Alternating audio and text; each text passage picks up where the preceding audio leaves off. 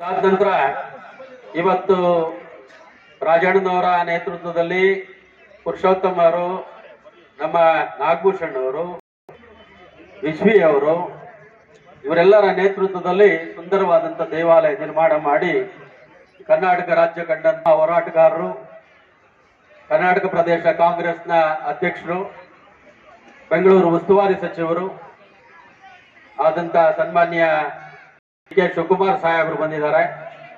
ದಾಸಹಳ್ಳಿ ವಿಧಾನಸಭಾ ಕ್ಷೇತ್ರಕ್ಕೆ ಬಂದಿರೋದಕ್ಕೆ ನಾನು ಕೂಡ ಈ ಭಾಗದ ಶಾಸಕನಾಗಿ ಅವರಿಗೆ ಹೃತ್ಪೂರ್ವಕ ಸ್ವಾಗತವನ್ನ ಬಯಸ್ತೇನೆ.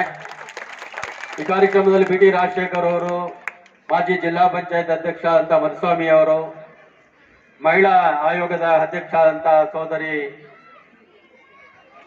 ನಾಗಲಕ್ಷ್ಮಿ ಚೌಧರಿ, ನಮ್ಮ ರಾಜಣ್ಣನವರ ಪುತ್ರರಾದಂತಹ ಶಾಂತಕುಮಾರ್ ಅವರು, ವಿಶ್ವಿ ಅವರು, ಮಂಜಣ್ಣವರು,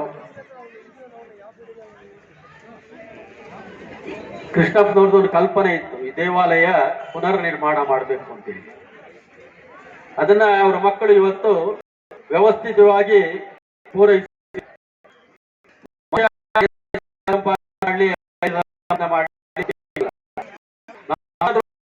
ಸಮಾಜಕ್ಕೆ ಹೋದರೆ ಸಮಾಜ ನಿರಂತರವಾಗಿ ಅದನ್ನ ನೆನೆಸ್ಕೊಂಡು ಅಂತ ಇವತ್ತು ಚಂದ್ರಶೇಖರ್ ಅವರ ನೇತೃತ್ವದಲ್ಲಿ ನಮ್ಮ ನಾಗಭೂಷಣ್, ವಿಶ್ವಿ, ವಿಜಿ ಇವರೆಲ್ಲ ಕೈ ಅವರ ಶಾಂತಕುಮಾರು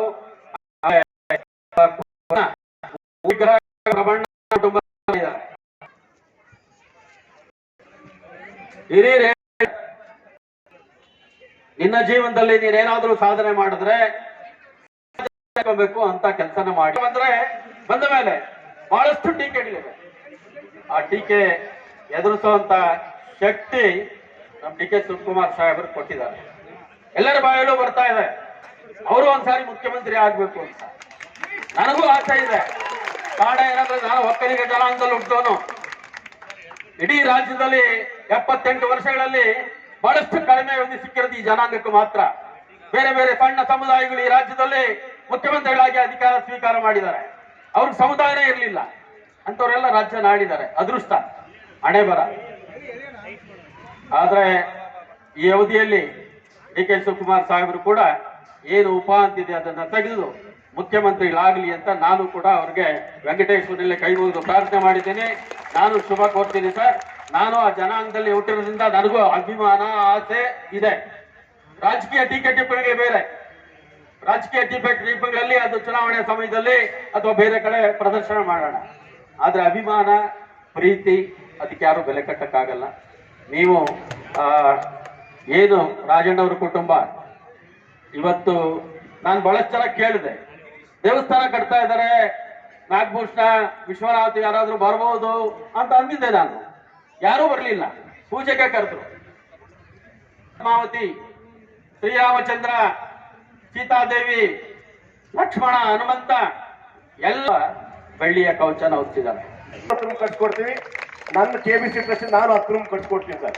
10 ರೂಮ್ ನಮ್ಮ ಸದಸ್ಯರಿಗೆ ನಮ್ಮ ಎಲ್ಲರೂ ಮಾತಾಡ್ಕೊಂಡಿದ್ವಿ. 50 ಬೆಡ್ರೂಮ್ ನಾವು ಹಾಸ್ಪಿಟಲ್ ರೂಮ್ ಕಟ್ಸ್ಕೊಡ್ತೀವಿ. ಒಂದು ಸೂಪರ್ ಸ್ಪೆಷಲಿಸ್ಟ್ ಹಾಸ್ಪಿಟಲ್ ಈ ಕಡೆ ಬೇಕೇ ಬೇಕು ಸರ್.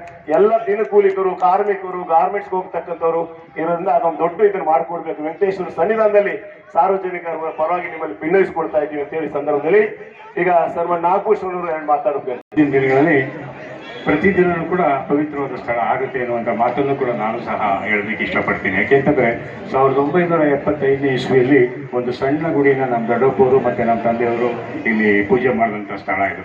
ತದನಂತರ 1984ನೇ ಇಸ್ವಿಯಲ್ಲಿ ನಮ್ಮೆಲ್ಲರೂ ಕೂಡ ಸೇರಿದು ಊರಿನವರೆಲ್ಲ ಸೇರಿಕೊಂಡು ಒಂದು ದೊಡ್ಡದನ್ನ ಗುಡಿಯನ್ನು ಕಟ್ಟಿದರು. ತದನಂತರ ಇವತ್ತಿನ ದಿವಸ ಅವರು ಏನೋ ನಮ್ಮ ತಂದೆ ದೊಡ್ಡಪ್ಪ ಅವ್ರ ಮಕ್ಕಳಾದಂಥ ನಾವುಗಳು ನಾವೆಲ್ಲರೂ ಕೂಡ, ನಾನಿರ್ಬೋದು, ನನ್ನ ಸಹೋದರ ವಿಶ್ವನಾಥ್ ಇರ್ಬೋದು, ನಮ್ಮ ಶಾಂತಕುಮಾರ್ ಇರ್ಬೋದು, ಹಾಗೂ ನಮ್ಮ ಕುಟುಂಬಸ್ಥರೆಲ್ಲ, ನಮ್ಮ ಪ್ರಬಣ ಅವ್ರ ಮಕ್ಕಳಿರ್ಬೋದು, ಹಾಗೆಯೇ ಅತ್ತಿಗೆರೆ ನಮ್ಮ ವಂಶಸ್ಥರು ಪ್ರತಿಯೊಬ್ಬರು ಕೂಡ ಇದಕ್ಕೆ ಕೈ ಜೋಡಿಸಿದ್ದಾರೆ. ನಾವು ಏನು 75 ಭಾಗ ನಾವು ಹಾಕೊಂಡಿದ್ದೀವಿ, 25 ಭಾಗ ನಿಮ್ಮಂಥ ಸಾರ್ವಜನಿಕರಿಂದ ಅದನ್ನು ಸ್ವಲ್ಪ ಕಲೆಕ್ಟ್ ಮಾಡಿ ಇವತ್ತು ದಿವಸ ಸುಮಾರು 8 ರಿಂದ 10 ಕೋಟಿ ಖರ್ಚು ಮಾಡೋದು ಇವತ್ತು ದೇವಸ್ಥಾನವನ್ನು ನಿರ್ಮಾಣ ಮಾಡಿದ್ದೀವಿ. ಯಾಕೆ ಅಂತಂದರೆ ಅವತ್ತು ಊರು ಇರಲಿಲ್ಲ. ಅಬ್ಬಿಗೆರೆ ಊರ್ ಒಳಗಡೆ ಇತ್ತು. ಅಬ್ಬಿಗೆರೆ ಬಡಾವಣೆ ಅಂತ ಇದ್ದಂತ ಸಮಯದಲ್ಲಿ ಅವತ್ತು ಆಶ್ರಯ ಕಮಿಟಿ ಏರಿಯಾದಲ್ಲಿ ನಮ್ಮ ದೊಡ್ಡಪ್ಪವರು ನಮ್ಮ ತಂದೆ ಚೇರ್ಮನ್ ಆಗಿದ್ರು, ಹಾಗೇನೆ ನಮ್ಮ ಮನಸ್ವಾಮಿ ಅವ್ರ ತಂದೆ ಚೇರ್ಮನ್ ಆಗಿದ್ರು. ಆ ಸಮಯದಲ್ಲಿ ಹಂಚಿ ಮಾಡುವಂತ ಇದೆಲ್ಲ ಫ್ರೀ ಸೈಟ್ ಕೊಟ್ಟಿರುವಂತ ಜಾಗಗಳು. ಇವತ್ತೆಲ್ಲ ಕನಿಷ್ಠ ಅಂತಂದ್ರೆ ₹100 ಓಡ್ತಾ ಇದೆ ಒಂದೊಂದು ಸೈಟ್. ಒಂದು ಸೈಟ್ನ ಬೆಲೆ ಇವತ್ತು 1 ಕೋಟಿ ಓಡ್ತಾ ಇದೆ. ಆ ರೀತಿಯಾಗಿ ಬೆಳೆದಂತ ಊರು ಇವತ್ತು ಅಬ್ಬಿಗೆರೆ ಅನ್ನುವಂತ ಮಾತು. ಇವತ್ತೇನಾದ್ರೂ ಇಲ್ಲಿ ಅಶೋಕ್ರವರು, ನಾಗಭೂಷಣ್ ಅವರು, ವಿಶ್ವನಾಥ್ ಅವರು, ಶಾಂತ್ ಕುಮಾರ್ ಅವರು, ಮಸ್ವಾಮಿ ಅವರು, ನಾಗಲಕ್ಷ್ಮಿ ಅವರು, ಪ್ರಭುರವರು, ಇನ್ನೆಲ್ಲ ಕೊಡಗೈ ದಾನಿಗಳೆಲ್ಲ ಇದ್ದಾರೆ, ಮುಖಂಡಗಳಿದ್ದಾರೆ, ಇಲ್ಲೆಲ್ಲ ಸಂಪಂಗಿಗಳು ಮಾಡ್ಕೊಂಡು ಬಂದಿದ್ದೀನಿ. ನಮ್ಗೆಲ್ಲರೂ ಕೂಡ ರಾಜಕಾರಣಿಗಳಿಗೆ ಆ ದೇವರು ಎಷ್ಟು ಮುಖ್ಯನೋ ನೀವು ಕೂಡ ಜನನೂ ಅಷ್ಟೇ ಮುಖ್ಯ. ನಿಮಗೂ ಕೂಡ ಎಲ್ಲ ಒಂದು ನಮಸ್ಕಾರ ಹೇಳಲಿಕ್ಕೆ ನಾನು ಬಯಸ್ತಾ ಇದ್ದೇನೆ.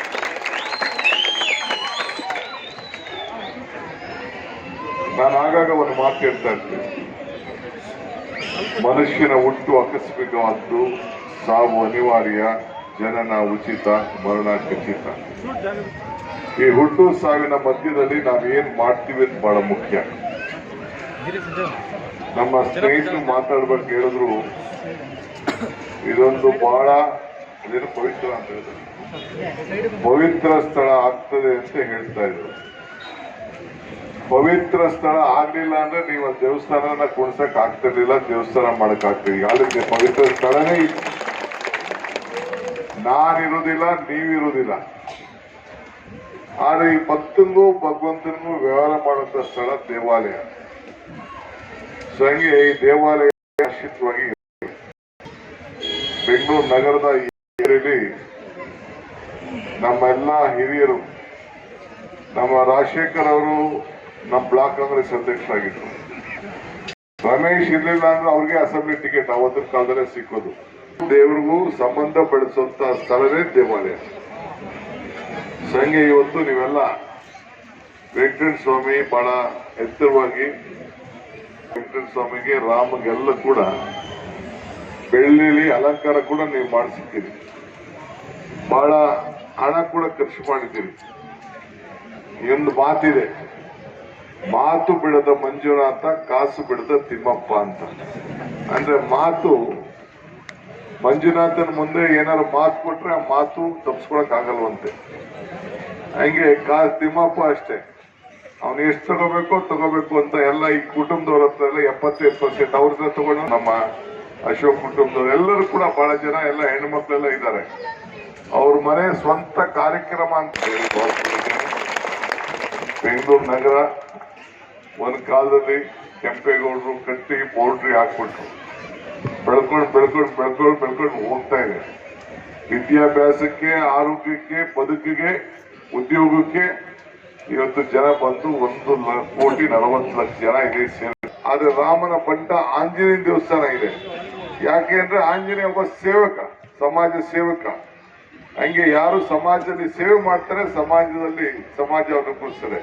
ಅದಕ್ಕೆಲ್ಲೋದು ಕೂಡ ಆಂಜನೇಯ ದೇವಸ್ಥಾನ ಎಲ್ಲ ಕಡೆನೂ ಜನ ಕಟ್ತಾ ಇದ್ದಾರೆ. ಹಂಗೆ ಇವತ್ತು ಸಮಾಜಕ್ಕೆ ಈ ಕುಟುಂಬದವರು ಸೇವೆ ಮಾಡಬೇಕು ಅಂತೇಳಿ ತನ್ನ ದುಡಿದಂತ ಹಣವನ್ನ ಹೋಗ್ಬಿಡಿ, ಮುಜಾಹಿದಿಯನ್ನ ಸೇರ್ಸ್ಕೊಬಿಡಿ. ನೀವೇ ಯಾರು ಇದಕ್ಕೆ ಸಹಾಯ ಮಾಡಿದ್ದಾರೆ ಅವರೆಲ್ಲ ಮುಂದೆ ವರಿವಿ. ಇದು ಭಗವಂತ ಒಳ್ಳೇದ್ ಮಾಡಲಿ. ಇನ್ನು 10 ಕೆಲಸಗಳನ್ನ ಈ ಸಂದರ್ಭದಲ್ಲಿ ಮಾಡಿ ನಾನು ನಿಮ್ ಜೊತೆ ಇದ್ದೀನಿ. ಒಳ್ಳೆ ಕೆಲಸ ಮಾಡ್ಕೊಂಡು ಹೋಗ್ತಾ ಇದ್ದೀನಿ. ಶಿವಾರೈತೆ ಬಹಳ ವಿಗ್ರಹ ಇರ್ಬೋದು, ದೇವಸ್ಥಾನ ಇರ್ಬೋದು, ದೇವರ ಅಲಂಕಾರ ಇರ್ಬೋದು, ಎಲ್ಲ ಬಹಳ ಸಂತೋಷದಿಂದ ಮಾಡಿದಿರಿ. ಬೆಳಗ್ಗೆ ಸಾಯಂಕಾಲ ದಾನ ಕೊಟ್ಟಿದ್ದೀರಿ. ನಿಮ್ಮೆಲ್ಲರಿಗೂ ಮತ್ತೆ ದೇವರು ಆಂಜನೇಯ ಇಂದ ಹಿಡಿದು ತಿರುಪತಿ ತಿಮ್ಮಪ್ಪ,